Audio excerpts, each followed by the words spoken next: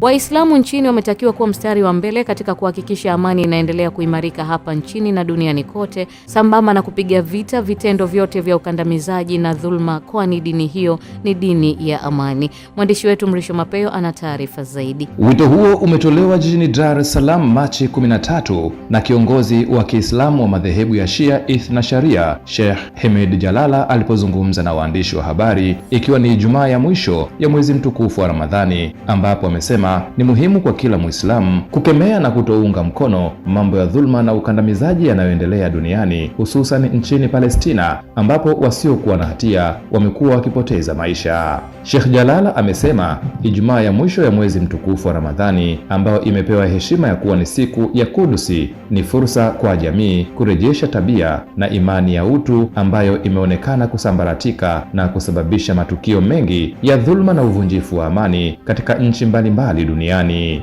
Kuikumbusha dunia na kuwakumbusha walimwengu kwamba amani, utulivu na mshikamano ndiyo kitu muhimu kinachotakiwa kuwa nacho hapa duniani. Kwa hivyo siku ya Quds,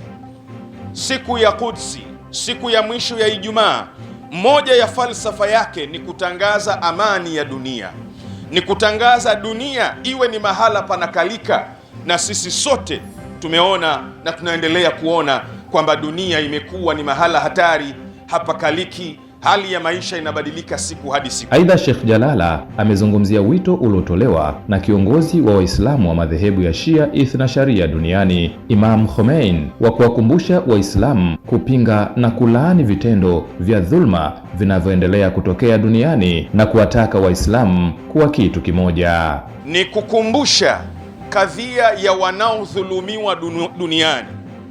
Leo hii yanayojiri katika nchi nyingi duniani ni dhulma ya waziwazi, ni ukandamizaji wa waziwazi yanayojiri katika ardhi ya Palestina, yanayojiri Gaza, yanayojiri Lebanon, yanayojiri Iraki, yanayojiri sehemu nyingi duniani. Yote ni mambo ambayo dhulma imetawala, kumwagwa damu ndiko kuliko tawala. Siku hii ya leo, siku ya Quds ya dunia, jambo la pili ni kuwakumbusha walimwengu dhulma ni kitu cha kukiondoa, dhulma ni kitu hakiruhusiwi. Watoto 20 kati ya 70 wenye matatizo ya mtindio wa ubongo wanaolelewa kupitia taasisi ya Dorcas Foundation wameanza kuonyesha matokeo ya kurejea katika hali ya kawaida, ikiwamo kutembea pamoja na kufanya vitendo vinavyotoa matumaini ya kupona kutokana na changamoto ya mtindio wa ubongo. Gulaki Msola ametuandalia taarifa hiyo. Hayo yameelezwa jijini Dar es Salaam wakati wa zoezi la kutoa msaada pamoja na kuchangia katika kituo cha kulea watoto wenye mtindio wa ubongo cha Dorcas Foundation kilichopo Madale jijini Dar es Salaam, kutoka kwa wanawake wafanyakazi wa Airtel Tanzania. Akizungumza meneja programu wa Dorcas Home Care Foundation, Lisa Mbukilo, amesema pamoja na kuwasaidia watoto takribani wawili kuweza kurejea katika mfumo wa maisha ya kawaida, watoto wengine 20 walioanza nao tangu kuanzisha kituo hicho wamekuwa na muendelezo mzuri wa kimatibabu, licha ya kituo hicho kukabiliwa na changamoto mbalimbali ikiwemo bima za afya pamoja na misaada mbalimbali ikiwemo dawa na vifaa tiba, ili kuwasaidia watoto zaidi ya 70 wanaoendelea kulelewa kupitia kituo hicho. Lakini kuna watu wengine ambao tumewapokea ambao ni 50 ambao nilikuwa naongelea, wamekuja hapa wakiwa hawezi kufanya chochote, mazoezi mfululizo wamewasaidia. Kuna baadhi ya watoto wameanza kutembea, wanatembea wao, na kama tutaona tukienda kuwatembelea tutaona kwa ushuhuda kabisa mtoto akiwa anatembea, alikuja hapa akiwa hawezi kabisa, lakini Mungu amemsaidia na ameweza kutembea. Kwa upande wake, kiongozi wa msafara wa kundi la wanawake wafanyakazi wa Airtel Tanzania, Jemina Masimba, amesema dhamira ya wanawake hao kutoka Airtel kutoa msaada ni kukisaidia kituo hicho cha kulea watoto wenye mtindio wa ubongo, hasa katika kampeni ya Kibubu cha Dorcas ambayo inahamasisha michango ili kuweza kuwezesha ununuzi wa eneo la kulelea watoto hao lililopo Madale jijini Dar es Salaam. Tunajua kwamba Dorcas Home Care wanakea watoto wenye changamoto, lakini wanaopata tabu pia au wanaoandago kutunza hao watoto ni wanawake. Kwa hiyo tumekuja kuona watoto, lakini vile vile kuwagusa wanawake ambao ni wamama ambao wanawatunza hao watoto au they are taking care of watoto wao. Kwa Kwa hiyo Airtel Divas tumepokea kibubu kutoka kwa Dorcas. Hii ni initiative ambayo Dorcas anaifanya na sisi tumeguswa.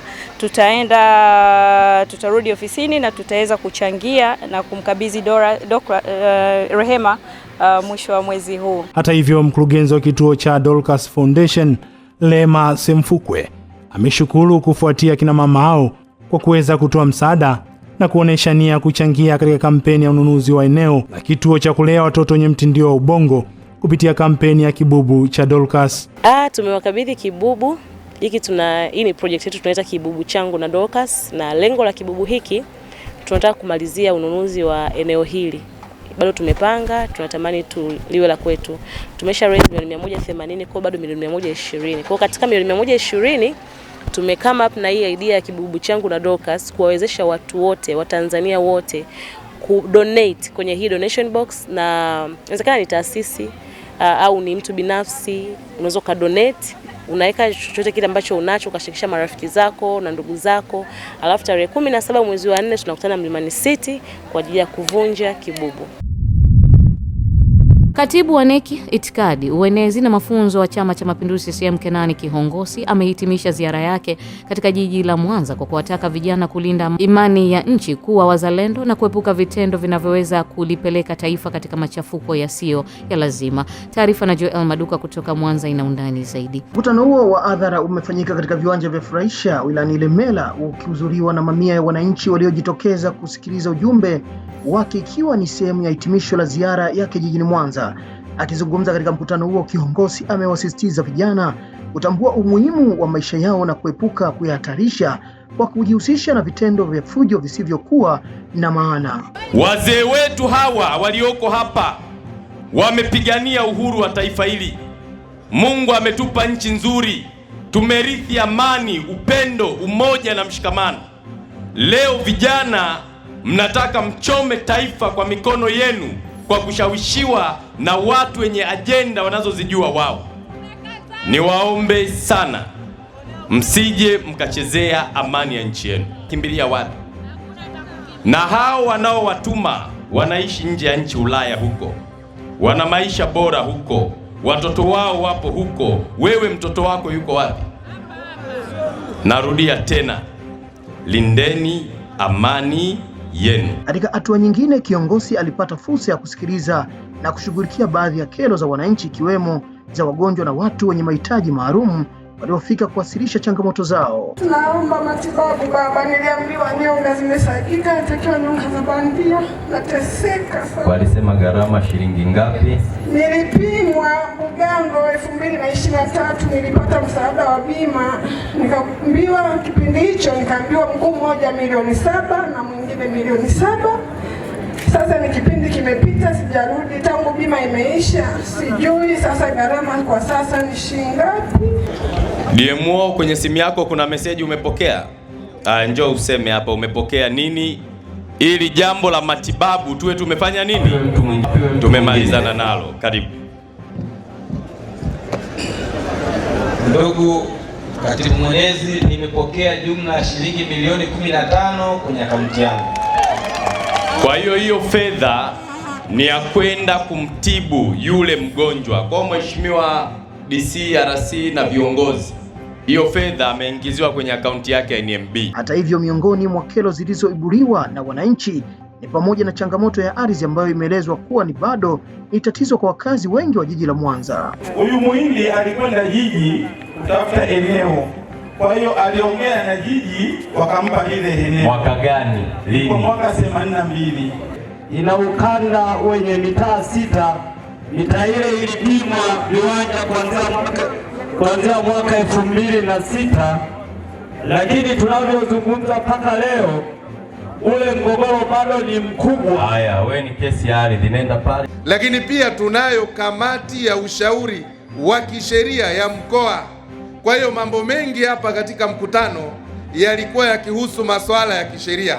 Serikali imeweka utaratibu, wananchi ambao hawana uwezo na wanahitaji kusikilizwa, kupewa ushauri au kusimamiwa kisheria, wanakuja pale, tunawakutanisha na wataalamu wetu ambao wataalamu hao wanalipwa na serikali ili kuwahudumia wananchi wa mkoa wa Mwanza na maeneo mengine. Kwa ujumla, ziara ya katibu wa NEC itikadi, uenezi na mafunzo wa Chama cha Mapinduzi Kenan Kiongozi katika jiji la Mwanza imelenga kuimarisha mawasiliano kati ya chama na wananchi, kusikiliza changamoto zao pamoja na kuhimiza mshikamano, uzalendo na kulinda amani ya taifa. Asante sana Joel Maduka kwa taarifa hiyo.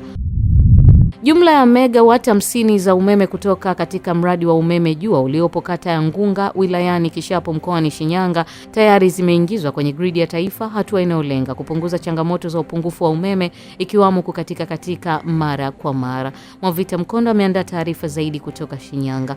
Waziri Ndejembi amesema hayo wakati akitoa maelezo kwa kamati ya kudumu ya Bunge ya Nishati iliyowasili mkoani Shinyanga kukagua maendeleo ya mradi huo kabla ya kuelekea katika bunge la bajeti, akieleza pia gharama za utekelezaji na manufaa ya mradi huo wa kitaifa. Awamu ya pili ambayo itazalisha megawati hizo 100 itakuwa na kama bilioni 216 hivi ambazo zitatusaidia sasa kuweza kuongeza uwezo wa uzalishaji.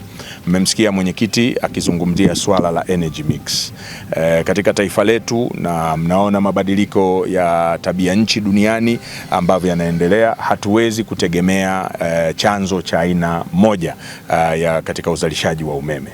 Tumekuwa umeme wetu mwingi tunategemea umeme wa hydro ambao unatokana na mabwawa na maji, ambapo mmeona mvua zetu hazitabiriki, hivyo saa nyingine mabwawa yetu kutojaa vile ambavyo inatakiwa. Kwa hiyo ni jitihada kubwa ya serikali ya awamu ya 6 iliweka kuhakikisha kwamba tunapata umeme kwa njia mbalimbali ikiwemo ya sola. Kwa upande wake mwenyekiti wa kamati hiyo Subila Mgalu amesema wameridhishwa na kasi ya utekelezaji wa miradi ya nishati inayotekelezwa na Wizara ya Nishati kupitia Shirika la Umeme Tanzania TANESCO, akieleza kuwa kukamilika kwake kutaimarisha gridi ya taifa. Kwa sisi kama kamati tunashukuru kwamba zile fedha ambazo ziliidhinishwa takribani bilioni 118 ambazo zimetumika hapa kwa mwaka wa fedha 25-26, sisi tunaona zimetumika ipasavyo, kwa sababu mradi huu umeshaingiza kwenye gridi ya taifa hizo megawati ambazo zinazalishwa.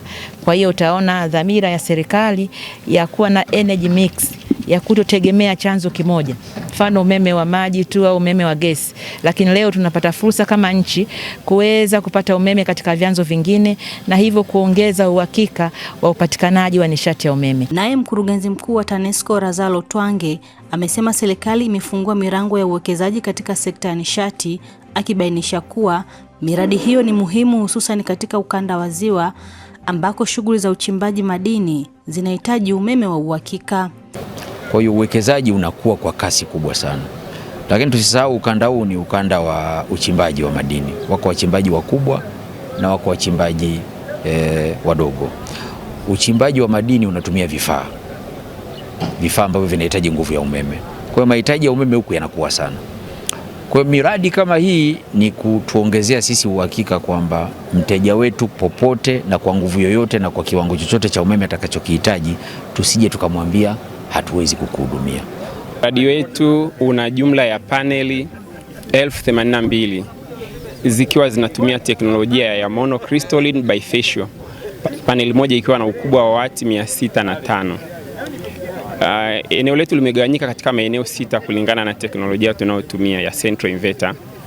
Nikimaanisha kwamba kila eneo la mradi limewekewa central inverter moja ambayo inachukua string 460. Kwa upande wake mkuu wa wilaya ya Kishapu Peter Masindi amesema mradi huo pia utaimarisha sekta ya madini na mifugo kwa kuwezesha uwekezaji wa viwanda vinavyotegemea umeme. Watafanya shughuli zao kwa uzalishaji huu wa umeme mkubwa ambao utakuwa umeongeza kwa wilaya ya Kishapu kuhakikisha kwamba uchumi unapanda wa mtu mmoja na taifa kwa ujumla. Nikiripoti kutoka hapa katika kituo cha uzalishaji umeme jua kilichopo kata ya Ngunga, halmashauri ya wilaya ya Kishapu, mimi ni Mwavita Mkondo. Asante sana Mwavita Mkondo kwa taarifa hiyo.